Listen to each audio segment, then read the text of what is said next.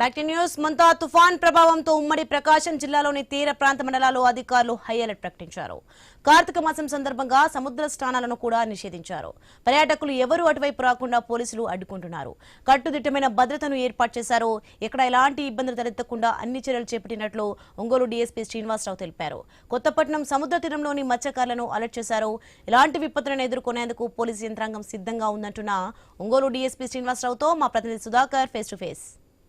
ప్రకాశం జిల్లా వ్యాప్తంగా మంతాన్ తుఫాన్ ప్రభావంతో భారీ వర్షాలు కురుస్తాయని వాతావరణ శాఖ హెచ్చరికల నేపథ్యంలో ఇటు జిల్లా యంత్రాంగం అయితే అప్రమత్తమైంది. ఇప్పటికే ముఖ్యంగా ఉమ్మడి ప్రకాశం జిల్లాలోని తీర ప్రాంత మండలాల్లో గ్రామాల్లో అయితే అధికారులు అయితే పూర్తిగా చర్యలు చేపట్టారు. ఏదైతే మత్స్యకార గ్రామాల్లో ఈ ప్రభావం ఎక్కువగా ఉంటుందని వాతావరణ శాఖ హెచ్చరించిన నేపథ్యంలో మత్స్యకార గ్రామాల సముద్ర తీర ప్రాంతాలతో పాటు మత్స్యకార గ్రామాల్లో అధికారులు అయితే ప్రత్యేక చర్యలు చేపట్టారు. ఏదైతే కార్తీక సోమవారాన్ని పురస్కరించుకుని ఇటు సముద్రానికి వచ్చే భక్తులను కూడా పోలీసులు అయితే అడ్డుకుంటున్నారు. దీంతోపాటు ఏదైతే సముద్ర తీరానికి వచ్చే పర్యాటకులను సైతం సముద్రంలోకి అలౌ చేయకుండా మాత్రం అధికారులు చేపట్టారు. అయితే ప్రస్తుతం ఇందుకు సంబంధించి పోలీస్ శాఖ సిబ్బంది కూడా ప్రత్యేక చర్యలు అయితే చేపట్టిన నేపథ్యంలో ప్రస్తుతం ఒంగోలు డీఎస్పీ మనతో ఉన్నారు. సార్, మంతాన్ తుఫాన్ ప్రభావంతో ప్రకాశం జిల్లా వ్యాప్తంగా ఎలాంటి ప్రభావం ఉంది, పోలీసులుగా మీరు ఎలాంటి చర్యలు తీసుకున్నారు?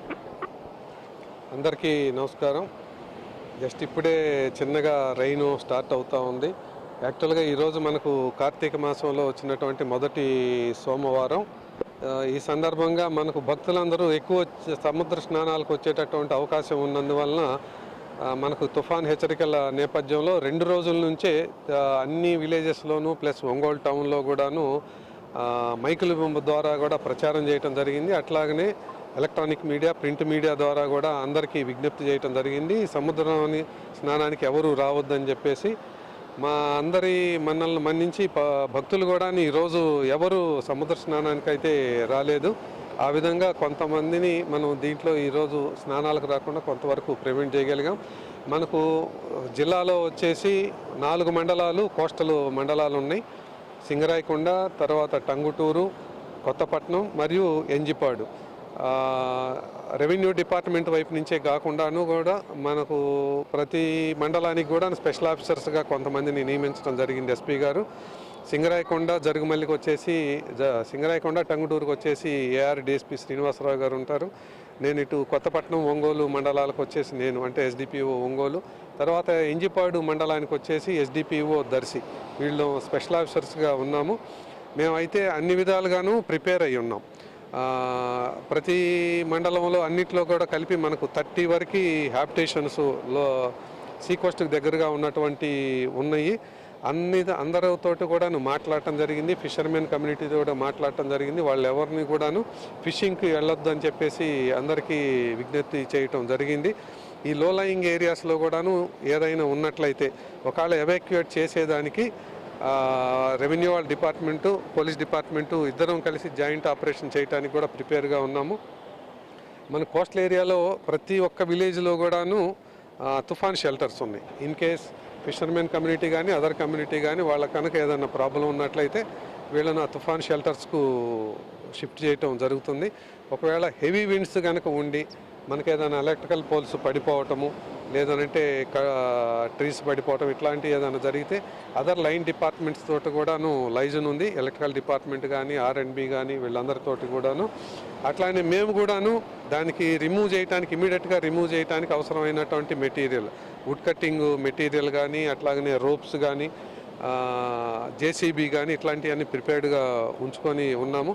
ఇన్ కేసు ఒకవేళ ఎక్కడైనా పబ్లిక్ను కొద్దిమందిని ఎవాక్యుయేట్ చేసి షిఫ్ట్ చేయాల్సినటువంటి సందర్భం ఎదురయ్యేటట్లయితే వాళ్ళందరికీ కూడాను ట్రాక్టర్స్, మినీ బస్సెస్ అంటే స్కూల్ బస్సెస్ ఇవి కూడాను ప్రిపేర్డ్గా పెట్టుకొని ఉన్నాము. అట్లాగనే స్విమ్మర్స్ అందరినీ కూడాను కాంటాక్ట్లో పెట్టుకొని వాళ్ళని మా కంట్రోల్లో ఉంచుకున్నాము.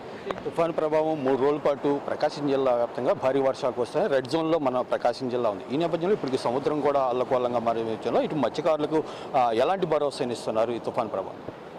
మత్స్యకారులందరికీ కూడాను ఇది ఎప్పటి నుంచో తుఫాను వాళ్ళతో అలవాటు. అట్లాగని చెప్పేసి మా వైపు నుంచి ఏమీ నెగ్లిజెన్స్ లేకుండా వాళ్లకు చెప్పాల్సినటువంటి జాగ్రత్తలు ఏమేమి తీసుకోవాలన్నది కూడా చెప్పాము. ఈ మత్స్యకారుల గ్రామాల్లో కూడాను మనకు అన్ని చోట్ల కూడా తుఫాన్ షెల్టర్స్ ఉన్నాయి. ఒకవేళ వీళ్ళని కనుక సముద్రం ఎక్కువ ముందుకు రావటం కానీ లేదంటే హెవీ విండ్స్ ఉండి ఏదైనా ప్రమాదం జరుగుతున్నటువంటి సందర్భంలో ఎవాక్యుయేట్ చేయడానికి రెవెన్యూ వాళ్ళ వైపు నుంచి మా వైపు నుంచి కూడా ప్రిపేర్డ్గా ఉన్నాం. ఇదైతే తుఫాన్ ప్రభావంతో మరో 3 రోజుల పాటు భారీ వర్షాలు కురుస్తాయనే నేపథ్యంలో ఇటు తీర ప్రాంత గ్రామాల ప్రజలను అయితే అప్రమత్తం చేసినట్లు ఒంగోలు డిఎస్పీ శ్రీనివాసరావు చెప్తున్నారు. మరోవైపు జిల్లా వ్యాప్తంగా ఇటు తుఫాన్ పరిస్థితుల్లో ఎలాంటి ప్రభావాన్ని అయినా ఎదుర్కొనే విధంగా ఇటు పోలీసు రెవెన్యూ శాఖ అధికారులు మాత్రం అప్రమత్తంగా ఉన్నట్లు మాత్రం పోలీసు శాఖ అయితే చెప్తుంది. ఇప్పటికీ సముద్ర తీర ప్రాంత మండలాల్లో మత్స్యకారులను అలర్ట్ చేయడంతో పాటు ముంపు గ్రామాల ప్రజలతో పాటు ఏదైతే తుఫాన్ ప్రభావం ఎక్కువగా ఉన్న నేపథ్యంలో వీళ్ళని తుఫాన్ షెల్టర్గా తరలించేందుకు మాత్రం ఇటు అధికారులే అన్ని చర్యలు చేపట్టినట్టు మాత్రం పోలీస్ శాఖ అయితే చెప్తుంది. Cameraman Ramaraju, Sudhakar, I news, Ongole.